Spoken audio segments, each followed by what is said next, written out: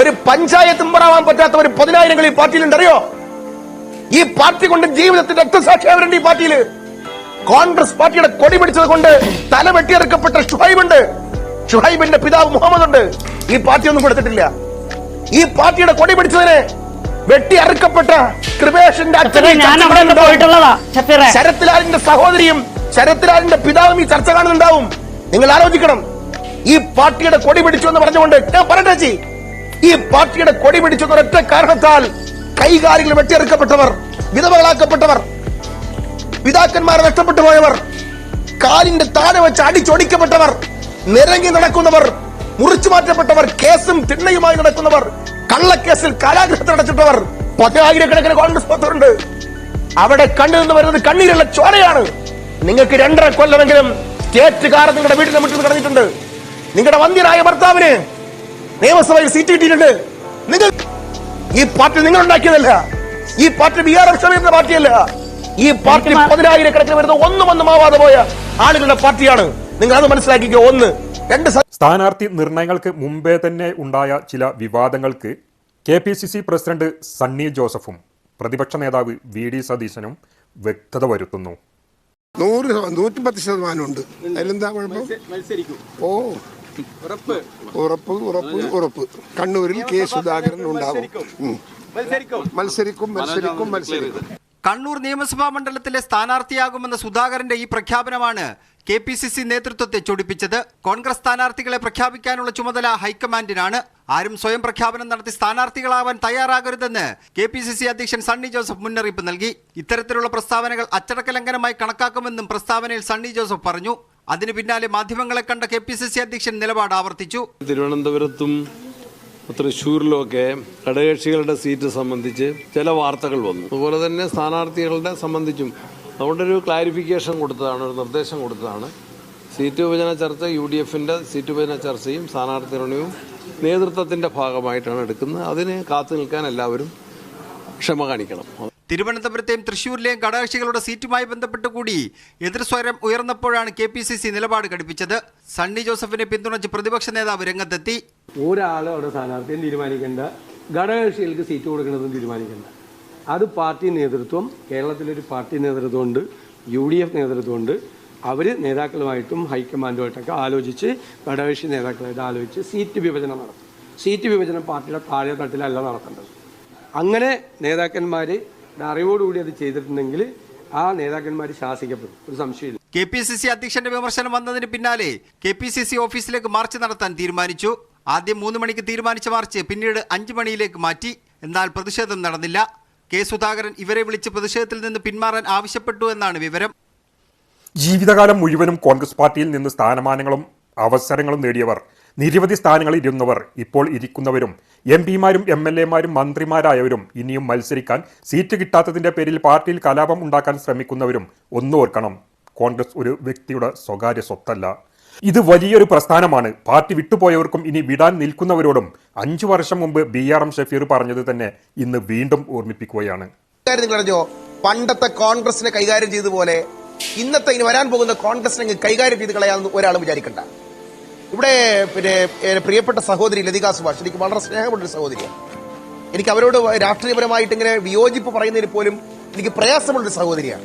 പക്ഷെ ഞാൻ ഒരു കാര്യം ചേച്ചിയോട് ചോദിക്കട്ടെ. ചേച്ചി, നിങ്ങൾ പറഞ്ഞല്ലോ ജനാധിപത്യത്തിന്റെ മഹടോദാഹരണം അല്ലാത്തതിനാൽ കോൺഗ്രസ് വിട്ടുപോയി. നിങ്ങൾ ചേക്കേറിയ NCPക്ക് ഒരു സംസ്ഥാന പ്രസിഡന്റായിരുന്നു TP പീതാംബരൻ മാസ്റ്ററെ ഏത് തലത്തിലൊക്കെ ജനാധിപത്യപരമായി ചർച്ച ചെയ്തിട്ടാണ് മാറ്റിയിട്ടാണ് ഇന്നലെ കോൺഗ്രസിൽ നിന്ന് വിട്ടുവന്ന PC ചാക്കോ സംസ്ഥാന അധ്യക്ഷനായത്? മറുപടി ഉണ്ടോ? അപ്പൊ ജനാധിപത്യം എന്നൊക്കെ പറഞ്ഞ് NCPയിലോട്ട് ചാക്കേറുമ്പോ അതിലെവിടെയാണ് ജനാധിപത്യം?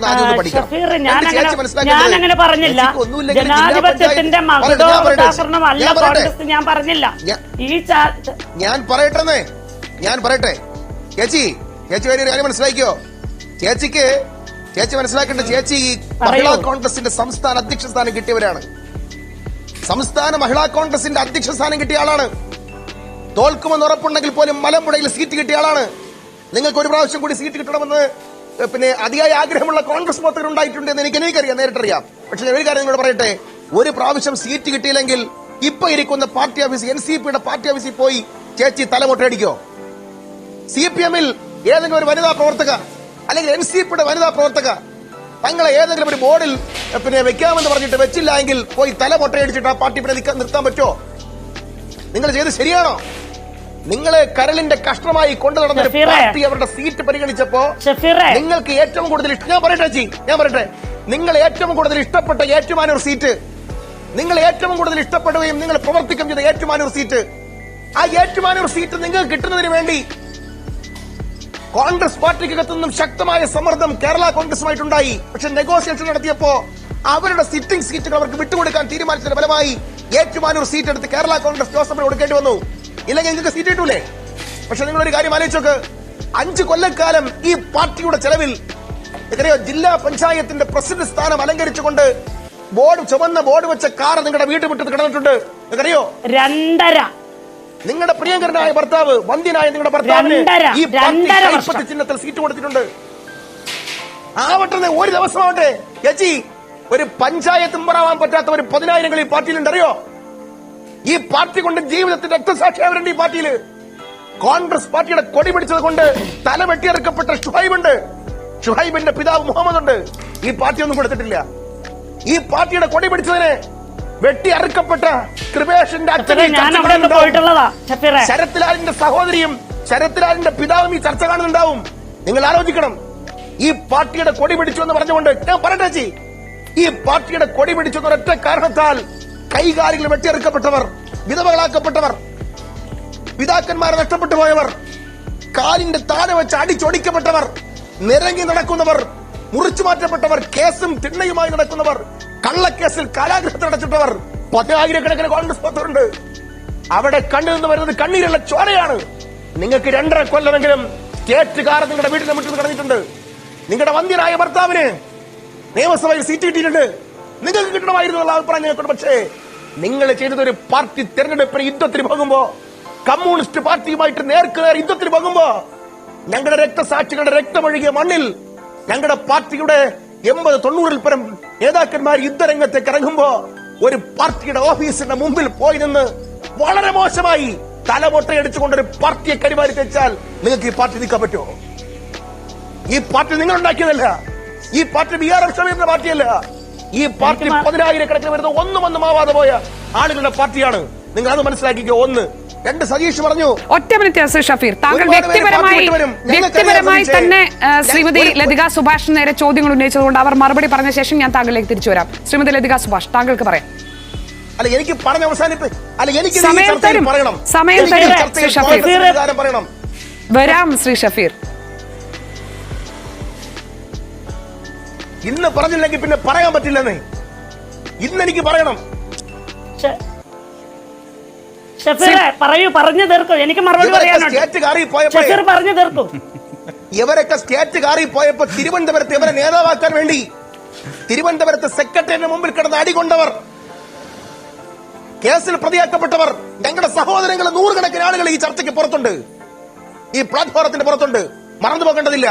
നിങ്ങൾക്കും കിട്ടാനുള്ളത് കിട്ടിയിട്ടുണ്ട്. ഈ പാർട്ടിയിൽ നിങ്ങൾ ഈ പാർട്ടിയൊന്നും കുറ്റപ്പെടുത്താനൊന്നും ആയിട്ടില്ല. ഈ പാർട്ടി സീറ്റ് കിട്ടും. ഈ പാർട്ടി സീറ്റ് കിട്ടാതിരിക്കും. അതിനുവേണ്ടി തലമൊട്ടയടിച്ച് പാർട്ടി അവഹേളിക്കല്ല ചെയ്യേണ്ടത്. നിങ്ങൾ കാണിച്ചത് വളരെ മോശത്തരം. പിന്നെ കോൺഗ്രസ് അണികളോടാണ്. നേതാക്കളെക്കാൾ വലുതാണ് പ്രസ്ഥാനം. കോൺഗ്രസ് പാർട്ടിക്ക് മുകളിൽ ഒരു നേതാവിനെയും ഉയർത്തിക്കാണിക്കാൻ ശ്രമിക്കരുത്.